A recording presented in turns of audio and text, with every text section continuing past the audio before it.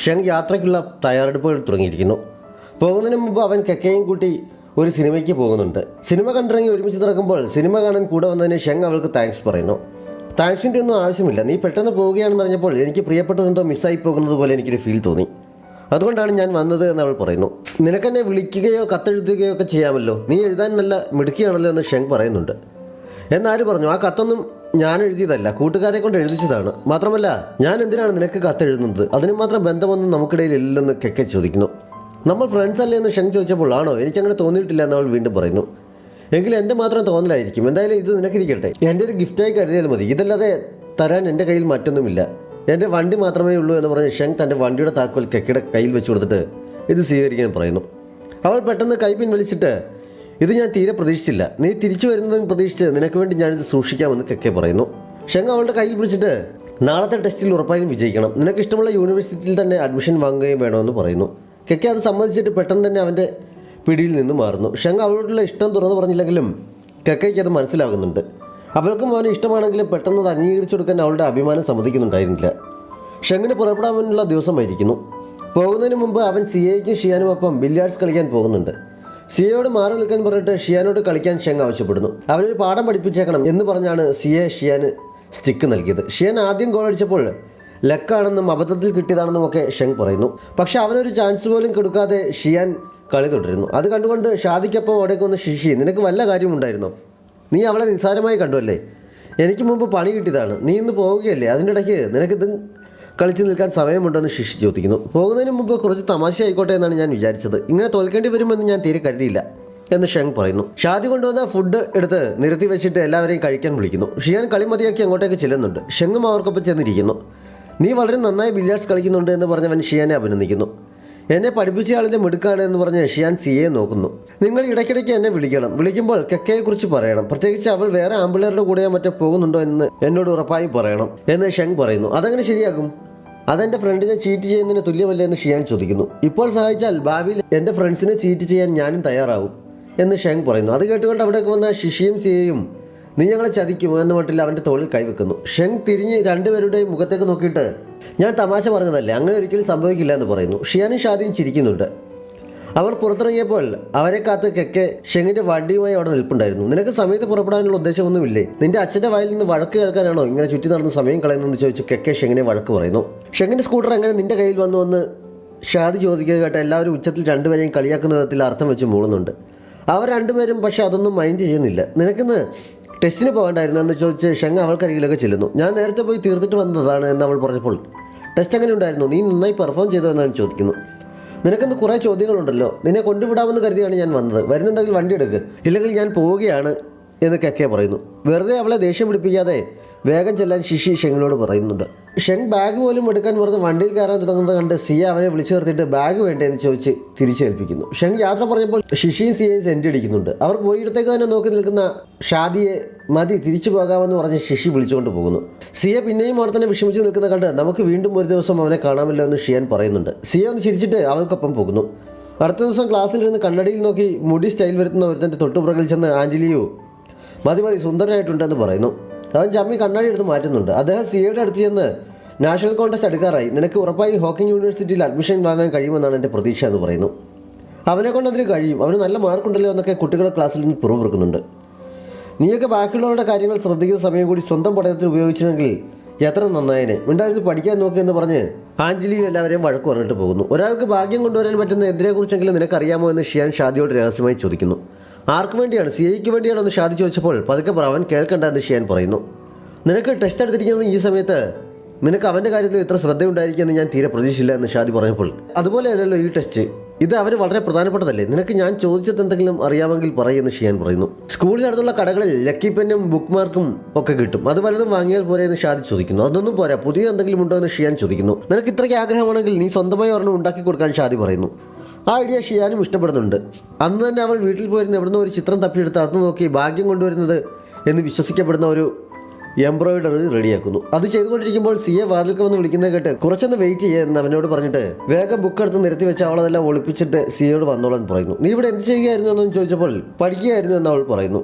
സിയെ കയ്യിലിരുന്ന പേപ്പർ കാണിച്ചിട്ട് ഈ കണക്ക് ഞാൻ നിനക്ക് പറഞ്ഞു തന്നില്ലേ, പിന്നെയും ഇതെന്താ തെറ്റിച്ച് വെച്ചത്, ഞാൻ ഒന്നുകൂടി പറഞ്ഞു തരാമെന്ന് പറഞ്ഞെങ്കിലും അത് സാരമില്ല, ഞാൻ പിന്നെ നോക്കി പഠിച്ചോളാം, നാളെ നിനക്ക് എക്സാം ഉള്ളതല്ലേ, നേരത്തെ പോയി കിടന്ന് ഉറങ്ങാൻ നോക്കുക എന്ന് പറഞ്ഞ് അവൾ അവനെ പുറത്തിറക്കി വാതിലടച്ചിരുന്നു. എന്നിട്ട് വന്നിരുന്ന് ബാക്കി ചെയ്യുന്നുണ്ട്. പക്ഷേ ഷിയാൻ രാവിലെ ഉണർന്നപ്പോഴേക്കും സിയ ടെസ്റ്റിന് പുറപ്പെട്ടിരുന്നു. അവൾ വേഗം തന്നെ എക്സാമിന് നടക്കുന്നിടത്തേക്ക് ഓടുന്നു. ഭഗത്തിന് സിയെ അകത്തേക്ക് കയറുന്നതേ ഉള്ളായിരുന്നു. ഷിയാൻ്റെ വിളി കേട്ട് അവൻ തിരികെ ഇറങ്ങി വരുന്നുണ്ട്. നീ എന്താ ഇവിടെ എന്നവൻ ചോദിക്കുന്നു.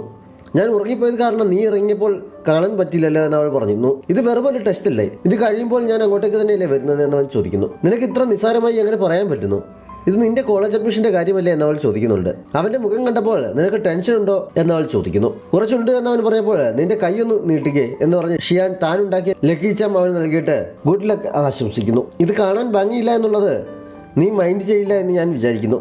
ഞാൻ ആദ്യമായാണ് ഇതുണ്ടാക്കുന്നത് എന്നും അവൾ പറയുന്നു. അപ്പോൾ ഇന്നലെ രാത്രി ഹോംവർക്ക് ചെയ്യാതെ ഇതായിരുന്നു നിന്റെ പണിയല്ലേ എന്ന് സിയെ ചോദിച്ചപ്പോൾ നീ കണ്ടുപിടിക്കുമെന്ന് ഞാൻ ഇന്നലെ കരുതിയതാണ്, ഭാഗ്യത്തിലാണ് രക്ഷപ്പെട്ടതെന്ന് ഷിയാൻ പറയുന്നു. സിയെ ചിരിച്ചുകൊണ്ട് അവളെ അടുത്തേക്ക് വിളിച്ചിട്ട് അവളുടെ തലയിൽ പിടിക്കുന്നു.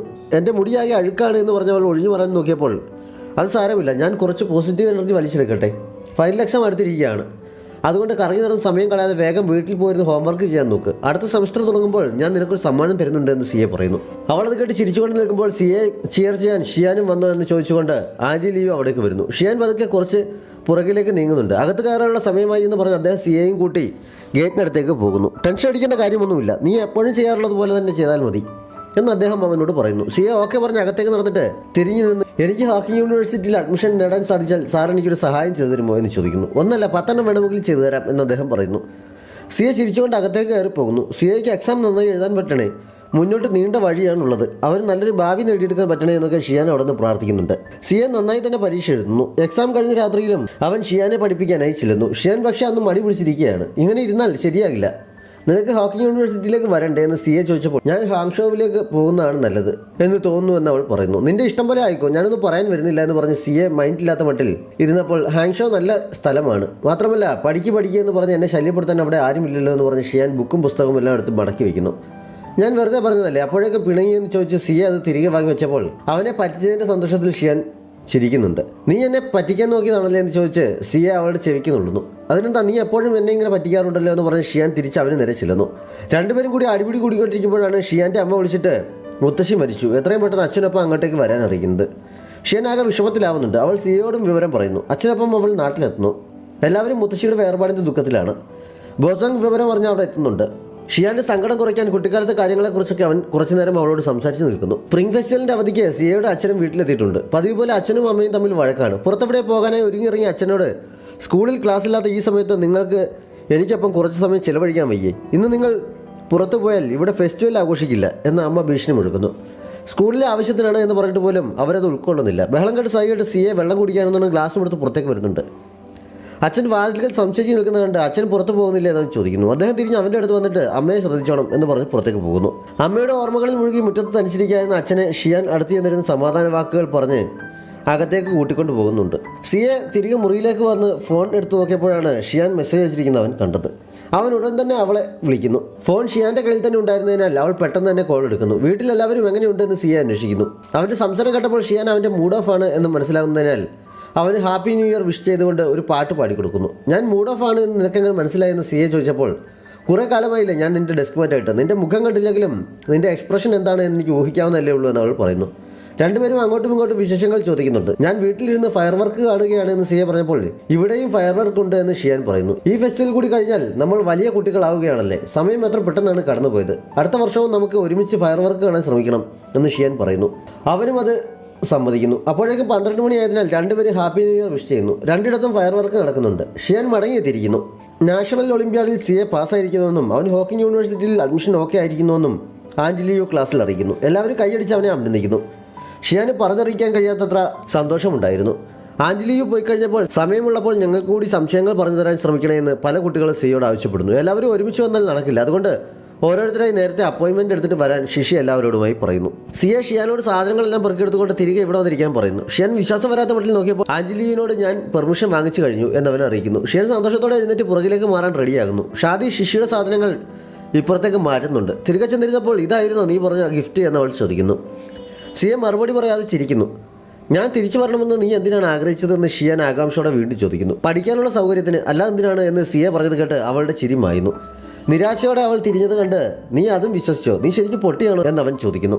എൻ്റെ ഹൈസ്കൂൾ ദിവസങ്ങൾ തുടങ്ങിയപ്പോൾ നീ ആയിരുന്നു എൻ്റെ ഡെസ്ക് മെറ്റ്, അത് അവസാനിക്കുമ്പോഴും അങ്ങനെ തന്നെ ആയില്ലെങ്കിൽ അതൊരു കഷ്ടമല്ലേ എന്നവൻ പറയുന്നത് കേട്ട് ഷിയാൻ വീണ്ടിച്ചിരിക്കുന്നു.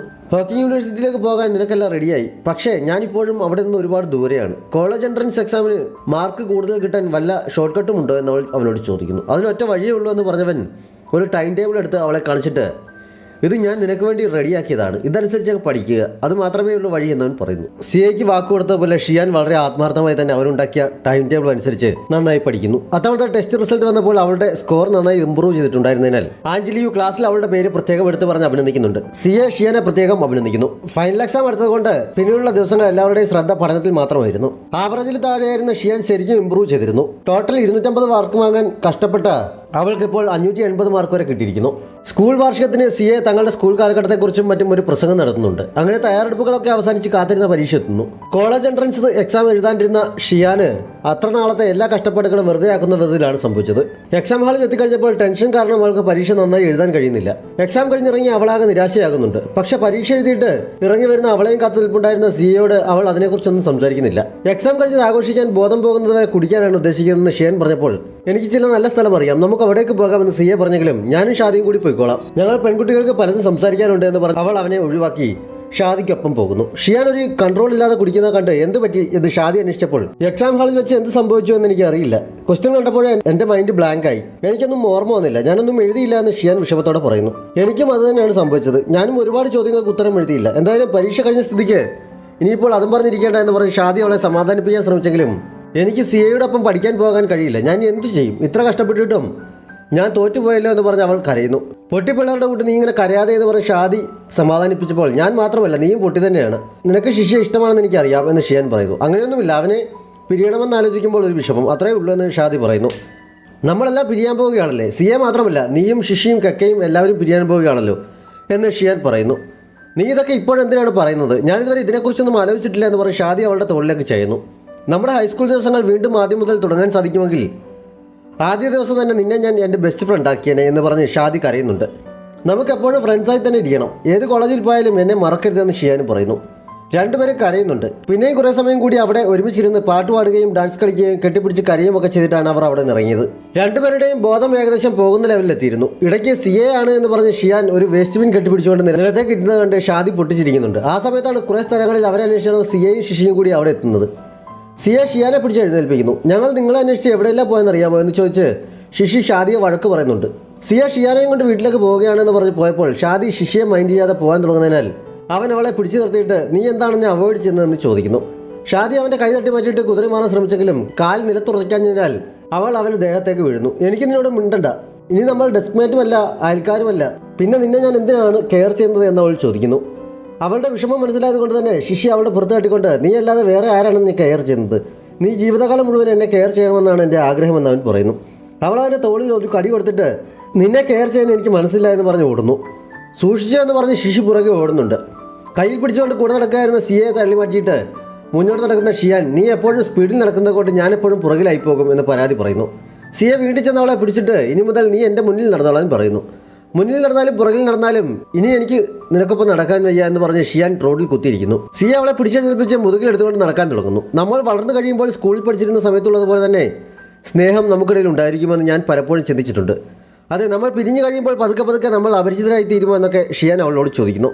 നീ ഫിറ്റാണ്, മിണ്ടാതിരിക്കാൻ അവൻ പറഞ്ഞപ്പോൾ ഞാൻ ഫിറ്റൊന്നുമല്ല, നിന്റെ ഭാവി നക്ഷത്രങ്ങളെ പോലെ തിളക്കമുള്ളതായിരിക്കും എന്ന് പറഞ്ഞ് അവൾ അവൻ്റെ കവിളിൽ ഒരു ഉമ്മ കൊടുത്ത് ഒന്നുകൂടി മുറുക്കെ കെട്ടിപ്പിടിക്കുന്നു. സിയ ഒന്ന് അമ്പരുന്നെങ്കിലും സില്ലി ഗേൾ എന്ന് പറഞ്ഞവൻ മുന്നോട്ട് നടക്കുന്നു. ഷാദിയുടെ അവസ്ഥ ഷിയാനേക്കാൾ കുറച്ചുകൂടി ഭേദമായിരുന്നു. ശിശിക്ക് എന്തായാലും അവളെ എടുത്തോണ്ട് പോകേണ്ടി വന്നില്ല. വഴിയിലൊരിടത്ത് നിന്ന് കുറച്ച് വെള്ളം കുടിച്ചു കഴിഞ്ഞപ്പോൾ ഈ വെക്കേഷൻ കൂടി കഴിഞ്ഞാൽ പിന്നെ എനിക്ക് നിന്നെ കാണാൻ പറ്റില്ലല്ലോ, കുട്ടിക്കാലം മുതൽ നമ്മൾ ഒരുമിച്ചല്ലായിരുന്നു, ഞാനില്ലാതെ നീ എങ്ങനെ ജീവിക്കുമെന്ന് പറഞ്ഞ് ഷാദി കരയാൻ തുടങ്ങുന്നു. എനിക്ക് കുഴപ്പമില്ല, ഞാൻ ഓക്കെയാണ്, ഇടയ്ക്കിടയ്ക്ക് നിന്നെ പറ്റിക്കാൻ കഴിയില്ലല്ലോ എന്ന വിഷമമേ ഉള്ളൂ എന്ന് പറഞ്ഞ് ശിശി അവളുടെ കൈ പിടിച്ചു മാറ്റുന്നു. നീ കള്ളം പറയുകയാണ്, പണ്ട് മുതലേ നീ എന്നോട് കള്ളം മാത്രമേ പറഞ്ഞിട്ടുള്ളൂ എന്നവൾ പറഞ്ഞപ്പോൾ ഞാൻ എപ്പോഴാണ് നിന്നോട് കള്ളം പറഞ്ഞതെന്ന് ശിശി ചോദിക്കുന്നു. നഴ്സറിയിൽ പഠിക്കുമ്പോൾ ഒരു തവണ നീ നിക്കറിൽ മുള്ളിയപ്പോൾ അത് പെട്ടെന്ന് ഉണങ്ങാൻ വെയിലത്ത് നിൽക്കണമെന്ന് പറഞ്ഞ് നീ എന്നെ വെയിൽ കൊള്ളിച്ചില്ലേ? പിന്നെ പ്രൈമറി സ്കൂളിൽ പഠിക്കുന്ന സമയത്ത് ഒരു തവണ പെൺകുട്ടികൾക്കും താടിയുണ്ട് എന്ന് പറഞ്ഞ് നീ എന്നെ കൊണ്ട് ഷേവ് ചെയ്യിച്ചില്ലേ? അന്ന് അമ്മ എന്നെ ഓടിച്ചിട്ട് തല്ലിയെന്ന് നിനക്ക് അറിയാമോ?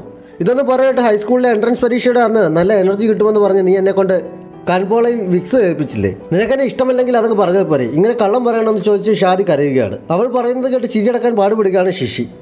ചിരിക്കുന്നതിനിടയിൽ നിന്നെ ഇഷ്ടമില്ലാത്തതുകൊണ്ടല്ല, ഓരോ തവണ നിന്നെ കാണുമ്പോഴും നിന്നെ പൊട്ടം കളിപ്പിക്കുന്നത് എനിക്ക് നല്ല രസമായി തോന്നും. അതുകൊണ്ടല്ലേ ഞാൻ അങ്ങനെയൊക്കെ ചെയ്തത് എന്ന് പറഞ്ഞവൻ വീണ്ടും ചിരിക്കുകയാണ്. നീ ഇത്രയ്ക്ക് പൊട്ടനാണോ? നീ അങ്ങനെയൊക്കെ ചെയ്യാൻ ഞാൻ നിന്ന് തന്നത് എനിക്ക് നിന്നെ ഇഷ്ടമായത് കൊണ്ടാണ് എന്ന് നിനക്കെന്താ മനസ്സിലാവാത്തത് എന്ന് ഷാദി ചോദിക്കുന്നു. അത് കേട്ടത് ശിശിയുടെ ചിരിയൊക്കെ മാറി മുഖം സീരിയസ് ആവുന്നു. നീ എപ്പോഴും എന്നെ നിന്റെ അടിമയോടെന്ന പോലെ അടിക്കുകയും ദേഷ്യപ്പെടുകയും എന്നോട് അങ്ങനെ ചെയ്യും ഇങ്ങനെ ചെയ്യുന്നൊക്കെ പറഞ്ഞുകൊണ്ടിരിക്കുകയും ഒക്കെ അല്ലേ? നിനക്കെന്നെ ഇഷ്ടമാണെന്ന് പിന്നെ ഞാനങ്ങനെ അറിയാനാണ് എന്നവൻ ചോദിക്കുന്നു. ഷാദി അവൻ്റെ അടി കൊടുത്തിട്ട് നീ വെറുതെ വിഷയം മാറ്റാൻ നോക്കണ്ട, നിനക്കെന്നെ ഇഷ്ടമാണോ അല്ലയോ എന്ന് പറഞ്ഞാൽ മതി എന്ന് പറഞ്ഞ് തല കുലിച്ച് നിൽക്കുന്നു. ശിശു പതുക്കെ അവളുടെ കയ്യിൽ പിടിച്ചിട്ട് എത്ര വർഷങ്ങളായി ഞാൻ നിന്റെ തൊട്ട് പുറകെ തന്നെയുണ്ട്, നിന്നെ ഇഷ്ടപ്പെട്ടില്ലെങ്കിൽ പിന്നെ ഞാൻ ആരെ ഇഷ്ടപ്പെടാനാണ് എന്നവൻ ചോദിക്കുന്നു. അത് കേട്ടപ്പോൾ ഷാദിയുടെ മുഖത്തൊരു ചിരി വിട്ടിരുന്നുണ്ട്. അപ്പോൾ നമ്മളിനി ഒരു ലോങ് ഡിസ്റ്റൻസ് റിലേഷൻഷിപ്പിലാകാൻ പോവുകയാണ് എന്നവൾ ചെറിയ വിഷമത്തോടെ ചോദിക്കുന്നു. അങ്ങനെയായാലും വിഷമിക്കേണ്ട, എത്ര ദൂരെയായാലും നിന്നെ ഞാൻ വിടില്ല എന്നവൻ പറയുന്നു. അത് കേട്ടപ്പോൾ ഷാദിക്ക് സന്തോഷമാകുന്നുണ്ട്. എങ്കിൽ ഇതൊരു ഡീലാണ്. നീ എല്ലാ ദിവസവും എന്നെ വിളിക്കണം, ഞാൻ വിളിക്കുമ്പോൾ ഫോൺ എടുക്കണം, എൻ്റെ കോളും മെസ്സേജും ഒന്നും മിസ് ചെയ്യരുത്, മാസത്തിൽ ഒരിക്കലെങ്കിലും തമ്മിൽ ഉറപ്പായും കാണണം, എന്നോട് കള്ളം പറയരുത്, വഴക്കിടരുത്, എന്നെ നന്നായി കെയർ ചെയ്യണമെന്നൊക്കെ ഷാദി നിർത്താതെ ഓരോരോ ഡിമാൻഡുകൾ പറഞ്ഞുകൊണ്ട് നിൽക്കുകയാണ്. ശിശി എല്ലാം മൂളി സമ്മതിക്കുന്നു. നിന്നെ ആരെങ്കിലും ഉപദ്രവിച്ചാൽ അപ്പോൾ തന്നെ എന്നോട് പറയണം എന്നൊക്കെ പറഞ്ഞ് അവൾ വീണ്ടും ഓരോന്ന് പറഞ്ഞു തുടങ്ങിയപ്പോൾ ശിശി അവളെ കിസ് ചെയ്യുന്നു. ഷാദി ഒന്ന് അമ്പരന്നെങ്കിലും ആഗ്രഹിച്ചിരുന്ന പോലെ അവളും അത് ചേരുന്നു. ഒരു നിമിഷം കഴിഞ്ഞപ്പോൾ ബോധം വന്നതുപോലെ നീ എന്താണ് ഈ കാണിക്കുന്നതെന്ന് ചോദിച്ചാൽ അവൾ അവരെ തള്ളി മാറ്റിയിട്ട് നാണിച്ചോടിപ്പോകുന്നു. ഫസ്റ്റ് കേസിൻ്റെ മധുരത്തിലാവണം ചുണ്ടു തുടച്ചിട്ട് ശിശിയും അവൾക്ക് കുറേ ഓടുന്നുണ്ട്. അടുത്ത ദിവസം ഷിയാൻ കണ്ണു തുറക്കുമ്പോൾ ഒരു ഗ്ലാസ് വെള്ളവും അടുത്ത് കൊണ്ടുവച്ച് അമ്മ അവളുടെ അടുത്ത് തന്നെ ഇരിപ്പുണ്ടായിരുന്നു. പേടിച്ചു പോയല്ലോ എന്ന് പറഞ്ഞ് അവൾ എഴുന്നേറ്റിരിക്കുന്നു. ഇപ്പോൾ തന്നെ ഉച്ചയായി, ഇനിയെങ്കിലും എഴുന്നേക്കാൻ നോക്ക്. ഇന്നലെ ഞാൻ വിളിച്ചിട്ടൊന്നും നീ ഫോൺ എടുത്തതേ ഇല്ലല്ലോ. നീ ഒരുപാട് താമസിച്ചാണ് വീട്ടിൽ വന്നത്, കുടിച്ചിട്ടുമുണ്ടായിരുന്നു. പരീക്ഷ കഴിഞ്ഞപ്പോഴേക്കും നിനക്ക് ഇതിന് മാത്രം സ്വാതന്ത്ര്യമായെന്ന് അമ്മ ചോദിച്ചപ്പോൾ ഞാൻ ഇന്നലെ എങ്ങനെയാണ് ഇങ്ങനെ എത്തിയത് എന്ന് ഷിയാൻ ചോദിക്കുന്നു. സിയാണ് നിന്നെ കൊണ്ടുവന്നത് എന്ന് പറഞ്ഞ് അമ്മ അവൾക്ക് കുടിക്കാൻ വെള്ളം നൽകുന്നു. എക്സാം എങ്ങനെ ഉണ്ടായിരുന്നു? നീ ഏകദേശം മാർക്ക് കൂട്ടി നോക്കിയോ എന്ന് അമ്മ ചോദിച്ചപ്പോൾ ഇതുവരെ നോക്കിയില്ല, ഞാൻ അത്യാവശ്യമായി ബാത്റൂമിൽ ഒന്ന് പോകട്ടെ എന്ന് പറഞ്ഞ് ഷിയാൻ എസ്കേപ്പ് ആവുന്നു. റിസൾട്ട് നീണ്ട ദിവസം മുറിയിലിരുന്നാണ് ഷിയാൻ റിസൾട്ട് നോക്കിയത്. അവൾ പ്രതീക്ഷിച്ചതുപോലെ തന്നെ അവൾക്ക് മാർക്ക് തീരെ കുറവായിരുന്നു. അവൾ അവിടെ ഇരുന്ന് കരയുന്നുണ്ട്. സിയെ പോകുന്ന കോളേജിൽ അഡ്മിഷൻ കിട്ടാൻ മാർക്കില്ലായിരുന്നെങ്കിൽ സാധാരണ കോളേജിൽ അവൾക്ക് സുഖമായി അഡ്മിഷൻ കിട്ടുമായിരുന്നു. അമ്മ അതിനെക്കുറിച്ച് പറഞ്ഞപ്പോൾ ഈ വർഷം കോളേജിലേക്ക് പോകുന്നില്ല എന്ന് തൻ്റെ തീരുമാനം അവൾ അമ്മയെ അറിയിക്കുന്നു. ഈ ഒരു വർഷം കൂടി ഞാൻ സ്കൂളിലേക്ക് തന്നെ പോകാനാണ് ആഗ്രഹിക്കുന്നത്. കഴിഞ്ഞ പരീക്ഷ എനിക്ക് നന്നായി എഴുതാൻ കഴിഞ്ഞില്ല, ഒരു വർഷം കൂടി പഠിച്ചിട്ട് കോളേജിൽ പോകാം എന്നവൾ പറഞ്ഞപ്പോൾ എനിക്കതിന് സമ്മതമല്ല. നിനക്ക് ഏതെങ്കിലും നല്ല യൂണിവേഴ്സിറ്റിയിൽ അഡ്മിഷൻ കിട്ടാനുള്ള മാർക്ക് നിനക്കിപ്പോൾ തന്നെ ഉണ്ട്. പഠിച്ച് നിനക്ക് വട്ടായോ? നിനക്ക് വേണ്ടി ആപ്ലിക്കേഷൻ ഫില്ല് ചെയ്യാൻ ഞാൻ സാറിനോട് പറഞ്ഞോളാം എന്ന് പറഞ്ഞ് അമ്മ മുറിയിൽ നിന്ന് പോകാൻ തുടങ്ങുന്നു. പക്ഷേ ഷിയാൻ അമ്മയുടെ കയ്യിൽ പിടിച്ച് നിർത്തിയിട്ട് അമ്മ എന്നെ ഒന്ന് വെറുതെ വിടുമോ? ഇതെൻ്റെ ജീവിതമാണ്, ഈ ഒരു തവണത്തേക്കെങ്കിലും എന്നെ തീരുമാനമെടുക്കാൻ അമ്മ സമ്മതിക്കുമോ? ഇതിൻ്റെ റിസൾട്ട് നല്ലതായാലും മോശമായാലും ഞാൻ സഹിച്ചോളാം എന്ന് പറഞ്ഞ് അവൾ മുറിയിൽ നിന്ന് ഇറങ്ങിപ്പോകുന്നു. ഈ നിമിഷം മുതൽ നിന്റെ ഒരു കാര്യത്തിൽ ഞാൻ ഇടപെടില്ല എന്ന് വിളിച്ചു പറഞ്ഞുകൊണ്ട് അമ്മ പുറകിൽ നിന്ന് കരയുന്നുണ്ട്. സിയെ പുറത്തെവിടെ പോയിട്ട് മടങ്ങി വന്നപ്പോഴാണ് അമ്മ ലഗേജ് എല്ലാം പാക്ക് ചെയ്ത് വെച്ച് ഫോണിൽ അച്ഛനോട് ഞങ്ങൾ ഉടനെ എത്താമെന്ന് പറഞ്ഞു വയ്ക്കുന്നത്. അമ്മ എങ്ങോട്ടെങ്കിലും പോവുകയാണെന്ന് ചോദിച്ചപ്പോൾ നമ്മൾ തീരുമാനിച്ചിരുന്നേക്കാൾ നേരത്തെ അച്ഛൻ്റെ ജോലി സ്ഥലത്തേക്ക് പോവുകയാണ് എന്ന് അമ്മ അറിയിക്കുന്നു. അമ്മയുടെ മുഖത്തെ ഗൗരവവും വിഷമവും കണ്ടപ്പോൾ അച്ഛൻ എന്തെങ്കിലും പ്രശ്നം ഉണ്ടായെന്ന് അവൻ ചോദിക്കുന്നു. പ്രശ്നമുണ്ട്, പക്ഷെ അതിപ്പോൾ പറഞ്ഞു മനസ്സിലാക്കാൻ കഴിയുന്നതിനേക്കാൾ സീരിയസ് ആണ്, നമുക്ക് ഉടൻ തന്നെ പോകണം എന്ന് മാത്രം അമ്മ പറയുന്നു. ആ സമയത്ത് അവന് ഷിയാൻ്റെ മെസ്സേജ് വരുന്നതിനാൽ അത്യാവശ്യമായി ഒന്ന് പുറത്ത് പോയിട്ട് ഉടൻ മടങ്ങി വരാമെന്ന് പറഞ്ഞ് അവൻ പുറത്തേക്ക് പോകുന്നു. ഷിയാൻ്റെ അടുത്തേക്കാണ് അവൻ പോയത്. പരീക്ഷയിൽ പ്രതീക്ഷിച്ച മാർക്ക് കിട്ടിയില്ല, എനിക്ക് ഹോക്കിംഗ് യൂണിവേഴ്സിറ്റിയിലേക്ക് വരാൻ കഴിയില്ല എന്നുള്ള അറിയിച്ചപ്പോൾ നീ വേറെ എവിടെയാണ് അപേക്ഷിക്കാൻ പോകുന്നത് എന്നവൻ ചോദിക്കുന്നു. ഒരു വർഷം കൂടി സ്കൂളിൽ തന്നെ പഠിക്കാനാണ് എൻ്റെ തീരുമാനം എന്നവൾ പറയുമ്പോൾ അവൻ ആകെ അമ്പരക്കുന്നു. ഞാൻ തീരുമാനിച്ചു കഴിഞ്ഞു, എനിക്ക് എക്സാം നന്നായി എഴുതണം, നീ എനിക്ക് വേണ്ടി ഹോക്കിംഗ് യൂണിവേഴ്സിറ്റിയിൽ കാത്തിരിക്കണം എന്നവൾ പറഞ്ഞപ്പോൾ അവൻ എതിർപ്പൊന്നും പറയാൻ സമ്മതിക്കുന്നു. അത്യാവശ്യമായി ഞങ്ങൾക്ക് അച്ഛൻ്റെ അടുത്തേക്ക് പോകേണ്ടി വന്നു, അതുകൊണ്ട് ഇന്ന് തന്നെ പുറപ്പെടുകയാണ് എന്നവൻ പറഞ്ഞപ്പോൾ വെക്കേഷൻ ഇങ്ങോട്ടേക്ക് വരുമോ എന്നവൾ ചോദിക്കുന്നു. വരാൻ കഴിയുമോ എന്നറിയില്ല എന്നവൾ പറഞ്ഞപ്പോൾ അവൾ ആകെ മൂഡ് ഓഫ് ആകുന്നുണ്ട്. ഞാൻ നിന്നെ മിസ് ചെയ്യും, നാളെ മുതൽ എൻ്റെ സ്കൂൾ ലൈഫ് വീട് തുടങ്ങിയാണ്, അതുകൊണ്ട് ഞാൻ പോവുകയാണെന്ന് പറഞ്ഞവൾ എഴുന്നേക്കാൻ തുടങ്ങിയപ്പോൾ ഞാൻ നിനക്കൊരു പാർട്ടി ഗിഫ്റ്റ് കൊണ്ടുവന്നിട്ടുണ്ട് എന്ന് പറഞ്ഞ് സിയെ ബാഗിൽ നിന്ന് അവനുണ്ടാക്കിയ റോബോട്ടിനെ ഷിയാൻ നിൽക്കുന്നു. ഇത് നീ അന്ന് തന്നെ കാണിച്ച D2 T3 അല്ലേ എന്നവൾ ചോദിക്കുന്നു. അതെ, നിനക്ക് പേര് ഓർമ്മയുണ്ടായിരുന്നല്ലേ എന്നവൻ ചോദിച്ചപ്പോൾ നീ എന്തിനാണ് ഇതിന് അങ്ങനെ ഒരു പേരിട്ടത് എന്നവൾ ചോദിക്കുന്നു. പെട്ടെന്ന് തോന്നിയ ഒരു പേരിട്ടെന്നേ ഉള്ളൂ എന്നവൻ പറഞ്ഞപ്പോൾ എങ്കിൽ ഞാൻ ഇതിന് ഒരു പുതിയ പേരിടാം, ഇതിനെ ഞാൻ ഏപ്രിൽ എന്ന് വിളിക്കാൻ എന്നവൾ പറയുന്നു. എൻ്റെ 18ാം വയസ്സിലെ ഈ വേനലവധിക്കാലം ഞാൻ ഒരിക്കലും മറക്കില്ല, കാരണം ഇത് അത്രയ്ക്ക് ചൂടുള്ളതും കടന്നു പോകാൻ വളരെയധികം ബുദ്ധിമുട്ടുണ്ടാക്കിയതുമായ ഒന്നാണ്. എൻ്റെ പാസ്റ്റ് എന്നോട് ഗുഡ് ബൈ പറഞ്ഞു പോവുകയാണ്, എനിക്കൊക്കെ ചെയ്യാൻ കഴിയുന്നത് ചിരിച്ചുകൊണ്ട് ധൈര്യമായി അതിനെ ഫേസ് ചെയ്ത് ഗുഡ് ബൈ പറയുക എന്നതാണ് എന്നൊക്കെ ഷിയാൻ നിറകണ്ണുകളോടെ അവിടെ ചിന്തിക്കുന്നു. ഷിയാൻ വീണ്ടും സ്കൂളിലേക്ക് പോകാൻ റെഡിയായിരിക്കുകയാണ്. ബ്രേക്ക്ഫാസ്റ്റ് കഴിക്കാനിരുന്നപ്പോഴും അവളുടെ കണ്ണ് ബുക്കിലാണ്. അമ്മയുടെ പിണക്കം ഇപ്പോഴും മാറിയിട്ടില്ല. മികച്ച യൂണിവേഴ്സിറ്റികളിൽ അഡ്മിഷൻ കിട്ടാൻ ഏറ്റവും നല്ലത് എന്ന് കേട്ടിട്ടുള്ളത് മിസ്റ്റർ വാങ്ങിൻ്റെ ക്ലാസ്സാണ്. നീ ഈ വർഷം അദ്ദേഹത്തിൻ്റെ ക്ലാസ്സിൽ ഇരിക്കുന്നതായിരിക്കും നല്ലത് എന്നാണ് എൻ്റെയും അമ്മയുടെയും അഭിപ്രായം എന്ന് അച്ഛൻ അവളോട് പറയുന്നു. ഞാനും അദ്ദേഹത്തെക്കുറിച്ച് കേട്ടിട്ടുണ്ട്, എനിക്ക് ചിലപ്പോൾ നല്ല പ്രോഗ്രസ് ഉണ്ടാക്കാൻ കഴിഞ്ഞേക്കും എന്ന് ഷിയാനും പറയുന്നു. അച്ഛൻ പോകാൻ തുടങ്ങിയപ്പോഴേക്കും നമുക്ക് ഒരുമിച്ച് പോകാമെന്ന് പറഞ്ഞ് ഷിയാൻ അമ്മയോടൊന്നും മിണ്ടാൻ നിൽക്കാതെ വേഗം അച്ഛനൊപ്പം പോകുന്നു. ആദ്യ ദിവസം തന്നെ നിങ്ങൾ പോകാൻ ഉദ്ദേശിക്കുന്ന യൂണിവേഴ്സിറ്റിയുടെ പേരെഴുതാൻ പറഞ്ഞ് മിസ്റ്റർ വാങ് ഒരു ഫോം എല്ലാവർക്കും നൽകുന്നുണ്ട്. ഷിയാൻ അതിൽ ഹോക്കിംഗ് യൂണിവേഴ്സിറ്റിയുടെ പേരാണ് എഴുതിയിരുന്നത്. പിന്നീടുള്ള അവളുടെ ദിവസങ്ങൾ പഠനത്തിൽ മാത്രമായിരുന്നു ശ്രദ്ധ. മറ്റു കുട്ടികളെല്ലാം എളുപ്പമുള്ള വഴി തിരഞ്ഞെടുത്തപ്പോൾ ഞാൻ തിരഞ്ഞെടുത്തത് കല്ലും മുള്ളും നിറഞ്ഞ വഴിയാണെന്ന് എനിക്കറിയാം. പലപ്പോഴും മനസ്സിൽ മടുപ്പ് തോന്നുമെങ്കിലും പിന്തിരിയാൻ എനിക്ക് മനസ്സ് വന്നില്ല. ഞാൻ പിന്തിരിഞ്ഞാൽ സിയെയും മറ്റുള്ളവരെയും എനിക്ക് മിസ്സാകുമെന്ന ഭയമാണ് എൻ്റെ ഉള്ളിൽ എന്നൊക്കെ ഷിയാൻ ചിന്തിക്കുന്നുണ്ട്. അച്ഛൻ്റെ ജോലി സ്ഥലത്തെത്തിയ സിയയ്ക്ക് അച്ഛനുണ്ടായ പ്രശ്നം എന്താണെന്ന് ഇപ്പോഴും ശരിക്കറിയില്ല. അതിനെക്കുറിച്ച് അറിയാൻ അവൻ അച്ഛൻ്റെ ഫ്രണ്ടായ പ്രൊഫസർ ഇയെ പോയി കാണുന്നു. ഹോക്കിംഗ് യൂണിവേഴ്സിറ്റിയാണ് ഷിയാൻ്റെ ലക്ഷ്യമെന്ന് പറഞ്ഞപ്പോൾ മറ്റുള്ളവർ പഠിക്കുന്ന പോലെ പഠിച്ചാൽ പോരെ, കുറച്ചുകൂടി നന്നായി ശ്രമിക്കണമെന്ന് മിസ്റ്റർ വാങ് അവളോട് പറയുന്നു. സിയെ പ്രൊഫസറെ കണ്ടിട്ട് വീട്ടിൽ മടങ്ങിയെത്തി ആഹാരം കഴിക്കാൻ തുടങ്ങുമ്പോൾ അച്ഛന് പോസ്റ്റിൽ ഒരു ലെറ്റർ വരുന്നുണ്ട്. അത് കണ്ടതും ആഹാരം പോലും കഴിക്കാതെ അച്ഛൻ എനിക്ക് അത്യാവശ്യമായി ഒന്ന് ഫോൺ ചെയ്യാനുണ്ടെന്ന് പറഞ്ഞ് എഴുന്നേറ്റ് പോകുന്നു. അമ്മയും സിയെ ഒന്നും അറിയാതിരിക്കാൻ മാക്സിമം ശ്രദ്ധിക്കുന്നുണ്ടായിരുന്നു. ഇന്ന് പ്രൊഫസറെ ചെന്ന് കണ്ടപ്പോൾ അച്ഛനെക്കുറിച്ച് അദ്ദേഹം പറഞ്ഞത് സിയെ അപ്പോൾ ഓർമ്മിക്കുന്നു. ഹോക്കിംഗ് യൂണിവേഴ്സിറ്റിയിലെ തന്നെ ആർട്ട് വിഭാഗം പ്രൊഫസറായിരുന്നു അവൻ്റെ അച്ഛൻ. അവിടെ എന്തൊക്കെയോ കൃത്രിമം കാണിച്ചു എന്ന ആരോപണത്തിൻ്റെ പേരിൽ അന്വേഷണം നേരിട്ടുകൊണ്ടിരിക്കുകയാണ് അദ്ദേഹം ഇപ്പോൾ. പക്ഷേ ആ ആരോപണം ഒരിക്കലും സത്യമായിരിക്കാൻ സാധ്യതയില്ല എന്നും അദ്ദേഹം അവനെ അറിയിക്കുന്നു. എന്തായാലും സത്യം തെളിയുന്നവരെ കാത്തിരിക്കാമെന്നാണ് സിയെ തീരുമാനിച്ചത്. ഭക്ഷണം കഴിച്ചു കഴിഞ്ഞ് അവർ അച്ഛൻ്റെ അടുത്തേക്ക് ചെല്ലുന്നുണ്ട്. അവൻ ചെല്ലുമ്പോൾ അദ്ദേഹം എന്തോ മരുന്ന് കഴിച്ചുകൊണ്ടിരിക്കുകയായിരുന്നു. അവനെ കണ്ടതും വേഗം തന്നെ അദ്ദേഹം അത് മറച്ചു വെച്ചെങ്കിലും സിയെ അത് കണ്ടിരുന്നു. അവൻ അതിനെക്കുറിച്ച് ചോദിച്ചപ്പോൾ എനിക്ക് ഈയിടെയായി ഷുഗർ കുറച്ച് കൂടുതലാണ്, അതിനുള്ള മരുന്നാണെന്ന് അദ്ദേഹം പറയുന്നു. പ്രൊഫസർ ഇയെ കാണാൻ പോയ വിവരം അവൻ അച്ഛനോടും പറയുന്നു. ഞാൻ കോളേജിൽ പോയി തുടങ്ങുമ്പോൾ എൻ്റെ പഠനത്തെ ബാധിക്കുമെന്ന് ഭയമാണ് അച്ഛനെന്ന് എനിക്കറിയാം. എൻ്റെ കാര്യം ഓർത്ത് വിഷമിക്കേണ്ട, എനിക്ക് അച്ഛനെ വിശ്വാസമാണ് എന്ന് സിയെ പറയുന്നു. നിന്നെയും അമ്മയും ഇങ്ങനെ വിഷമിക്കേണ്ടതെന്ന് എന്നോട് ക്ഷമിക്കണം എന്ന് അദ്ദേഹം പറഞ്ഞപ്പോൾ നമ്മളുടെ കുടുംബമല്ലേ, ഇതിനൊന്നും ആവശ്യമില്ല. അച്ഛൻ ഭക്ഷണം കഴിച്ചില്ലല്ലോ, ഞാൻ ആഹാരം ഒന്നും കൂടി ചൂടാക്കാം, കഴിക്കാൻ വന്ന് നോക്ക് എന്ന് പറഞ്ഞവൻ എഴുന്നേറ്റ് പോയി ഫുഡ് ചൂടാക്കാൻ തുടങ്ങുന്നു. ഷിയാൻ അന്നും ഒരു എൻട്രൻസ് എക്സാം ഉണ്ടായിരുന്നു. അവൾ അതിൻ്റെ മാർക്ക് കയ്യിൽ പിടിച്ച് നോക്കിക്കൊണ്ടിരിക്കുമ്പോഴാണ് റിസൾട്ട് എങ്ങനെയുണ്ട് എന്ന് ചോദിച്ചുകൊണ്ട് സിയെ വിളിച്ചത്. നല്ല റാങ്ക് ഉണ്ട് എന്ന് മാത്രം അവൾ പറയുന്നു. ഞാനിവിടെ സെറ്റിലായി, നാളെയോ മറ്റന്നാളോ കോളേജിലേക്ക് പോകും. നിൻ്റെ സ്കൂൾ പഠനം എങ്ങനെയുണ്ട് എന്ന് അവൻ ചോദിക്കുന്നു. കുഴപ്പമില്ല, ഇത്തവണ റാങ്കും മാർക്കും ഒന്നും വലിയ കുഴപ്പമില്ലാത്തതുകൊണ്ട് എനിക്ക് ഹോക്കിംഗ് യൂണിവേഴ്സിറ്റിയിലേക്ക് പോകാൻ പറ്റുമായിരിക്കും എന്നാണ് ടീച്ചർ പറഞ്ഞത്. പിന്നെ നീ കോളേജിൽ ചെല്ലുമ്പോൾ എനിക്ക് കോളേജിൻ്റെ കുറച്ച് ഫോട്ടോസ് എടുത്ത് അയച്ചു തരുമോ? കോളേജ് എങ്ങനെയാണ് എന്ന് കാണാൻ ഒരു ആഗ്രഹം എന്ന് ഷിയാൻ പറയുന്നു. നീ ഇവിടെ വന്നു കഴിയുമ്പോൾ നിനക്ക് കാണാമല്ലോ എന്ന് സിയെ പറഞ്ഞപ്പോൾ എല്ലാം ശരിയാകും എന്നാണ് എൻ്റെ പ്രതീക്ഷ എന്ന് അവൾ പറയുന്നു. അവളുടെ തടുപ്പം മട്ടുകൊണ്ട് എന്തെങ്കിലും പ്രശ്നമുണ്ടോ എന്ന് സിയെ ചോദിക്കുന്നു. ഒന്നുമില്ല, ഉറക്കം വരുന്നത് കൊണ്ടാണ് എന്നവൾ പറഞ്ഞതിനാൽ ഉറങ്ങിക്കോളാൻ അവൻ പറയുന്നു. ഷിയാൻ ഓക്കെ പറഞ്ഞ് ഫോൺ വയ്ക്കുന്നു. സിയെ ഉറങ്ങാതിരിക്കുന്നത് കണ്ട് അമ്മ അവൻ്റെ അടുത്തേക്ക് ചെല്ലുന്നു. അവൻ കുറേ സാധനങ്ങൾ പാക്ക് ചെയ്യാനെന്നോണം എടുത്തു വയ്ക്കുന്നത് കണ്ട് അമ്മ വിവരം ചോദിച്ചപ്പോൾ ഇതൊന്നും എനിക്കിപ്പോൾ ഉപയോഗമില്ലാത്തതാണ്, അതുകൊണ്ട് ഇത് വിറ്റാലോ എന്ന് ഞാൻ ആലോചിക്കുകയാണ് എന്നവൻ പറയുന്നു. ഇതൊക്കെ നിനക്ക് വളരെ പ്രിയപ്പെട്ടതായിരുന്നില്ലേ എന്ന് അമ്മ ചോദിച്ചപ്പോൾ ഞാൻ കുട്ടിയായിരുന്നപ്പോഴല്ലേ ഞാൻ ഇതൊക്കെ ഇഷ്ടപ്പെട്ടിരുന്നത്, ഇപ്പോൾ ഞാൻ വളരുന്നില്ല എന്നവൻ ചോദിക്കുന്നു. സാഹചര്യങ്ങൾക്കനുസരിച്ച് ബുദ്ധിമുട്ട് മനസ്സിലാക്കി അവൻ മാറുന്നതാണ് എന്നറിയാവുന്നതിനാൽ അമ്മ മറുപടി പറയാതെ മുഖം കുടിച്ചിരിക്കുന്നു. കോളേജിൽ ക്ലാസ് തുടങ്ങുന്നതിന് മുമ്പ് ഞാൻ ഷെൻഹായ് വരെ പോയിട്ട് വരാമെന്നും അവൻ അമ്മയോട് പറയുന്നു. അമ്മ എതിർപ്പൊന്നും പറയുന്നില്ല. പഠിത്തം തലയ്ക്ക് പിടിച്ച് ഷിയാൻ ഇപ്പോൾ ഉറക്കമൊന്നും ഇല്ലാതായിരിക്കുന്നു. കഴിക്കാൻ വന്നിരിക്കുമ്പോഴും അവളുടെ കയ്യിൽ പുസ്തകമാണ്. നീ ഇന്ന് രാത്രിയിൽ ഉറങ്ങില്ലല്ലേ? രാത്രി മുഴുവൻ മുറിയിൽ ലൈറ്റ് എടുക്കുന്ന കണ്ടല്ലോ. മിസ്റ്റർ വാങ്ങോട് ഞാൻ അടുത്തിടെ സംസാരിച്ചിരുന്നു. നീ ഒരുപാട് ഇമ്പ്രൂവ് ചെയ്തിട്ടുണ്ട് എന്നാണ് അദ്ദേഹം പറഞ്ഞത്. നല്ല കാര്യം തന്നെയാണ്, പക്ഷേ നിന്റെ ആരോഗ്യം കൂടി ശ്രദ്ധിക്കണം എന്ന് അച്ഛൻ അവളെ ഉപദേശിക്കുന്നു. ഷിയാൻ ശ്രമിച്ചോളാമെന്ന് പറഞ്ഞ് കഴിപ്പതിയാക്കി എഴുന്നേറ്റ് അകത്തേക്ക് പോകുന്നു. കുറച്ചുകൂടി കഴിക്കാൻ അമ്മ പറഞ്ഞെങ്കിൽ വേണ്ട എന്ന് പറഞ്ഞ് അവൾ കയറി പോകുന്നു. ഇവളിങ്ങനെ പോയാൽ ശരിയാവില്ല. ഇവളുടെ മാനസിക നില വഷളായിക്കൊണ്ടിരിക്കുകയാണ്. ഈയുടെ ഉറക്കത്തിൽ കിടന്ന സംവാക്കുകളൊക്കെ പറയുന്നത് ഞാൻ കേട്ടിരുന്നു. എന്തെങ്കിലും ചെയ്തേ പറ്റുമെന്ന് അമ്മ അച്ഛനോടായി പറയുന്നു. എന്ത് ചെയ്യണമെന്ന് എനിക്കറിയില്ല, നിനക്കൊന്ന് സംസാരിച്ച് നോക്കുകൂടെ എന്ന് അച്ഛൻ ചോദിച്ചപ്പോൾ എനിക്ക് പറ്റില്ല, ഇങ്ങനെയൊക്കെ ആവും എന്നറിയാവുന്നത് കൊണ്ടാണ് ഞാൻ ആദ്യമേ അവളോട് വേണ്ടെന്ന് പറഞ്ഞതെന്ന് അമ്മ പറയുന്നു. ഇനിയിപ്പോൾ പറഞ്ഞിട്ടൊന്നും കാര്യമില്ല, അവൾ കേൾക്കാൻ പോകുന്നില്ല എന്ന് അച്ഛൻ പറഞ്ഞപ്പോൾ ഒരാൾ പറഞ്ഞാൽ ചേച്ചി കേൾക്കാൻ സാധ്യതയുണ്ട് എന്ന് കോങ് പറയുന്നു. ആരാണത് എന്ന് രണ്ടുപേരും ആകാംക്ഷയോടെ ചോദിക്കുന്നു. ബോസോങ്ങിനെ ആയിരുന്നു അവൻ ഉദ്ദേശിച്ചത്. അവർ ഉടൻ തന്നെ അവനെ വിളിച്ചു വരുത്തുന്നുണ്ട്. വാതിലിൽ മുട്ടുകെട്ടപ്പോൾ അമ്മ ആഹാരം കഴിക്കാൻ വിളിക്കുന്നതായിരിക്കുമെന്ന് കരുതി എനിക്ക് വിശക്കുന്നില്ല, ഞാൻ പിന്നെ കഴിച്ചോളാമെന്ന് ഷിയാൻ വിളിച്ചു പറയുന്നു. പുറത്ത് ബോസോങ്ങിൻ്റെ ശബ്ദം കേട്ട് അവൾ ചെന്ന് വാതിൽ തുറക്കുന്നു. നീ എന്താണ് ഇവിടെ എന്നവൾ ചോദിക്കുന്നു. ഞാൻ വെറുതെ എല്ലാവരെയും ഒന്ന് കാണാമെന്ന് കരുതി വന്നതാണ്, നമുക്കൊന്ന് നടക്കാൻ പോയല്ലോ എന്ന് പറഞ്ഞ് അവൻ ഷിയാനെയും കൊണ്ട് പുറത്തേക്ക് ഇറങ്ങുന്നു.